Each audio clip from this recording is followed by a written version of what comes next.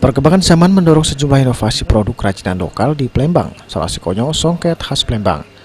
Kain tenun yang dibuat secara tradisional ini bukan cuma dipakai untuk baju, sewet, atau selendang, tapi juga untuk rancang pengantin bagi pasangan yang baru kawin.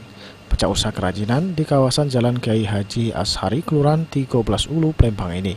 Setiap hari sejumlah emek sibuk menjahit spray sama sarung bantal yang kakeknya dipakai untuk rancang pengantin. Sebelum menjahit perlu dipikir ke pola-pola tertentu sesuai pesanan. Pasalnya perlu memadu ke warna meter per meter kain songket yang dibeli di pasar 16 Ilir Palembang.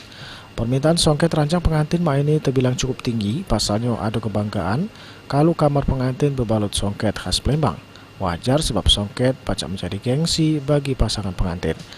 Salah satu pengrajin songket ranjang pengantin Winnie Eka Lestari ngatoke, rego yang dipatok bervariasi mulai dari Rp1.000.000 sampai Rp5.000.000 tergantung ukuran dan kesulitan serta bahan yang dipakai.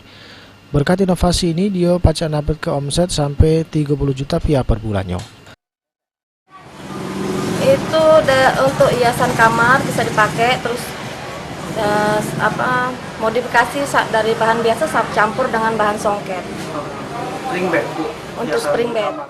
Nah, kalau pemirsa berencana nak menikah dengan adat Palembang, mungkin lebih lengkap lagi kalau kamar pengantinnya juga diseliputi songket. Wibisono, PAL TV.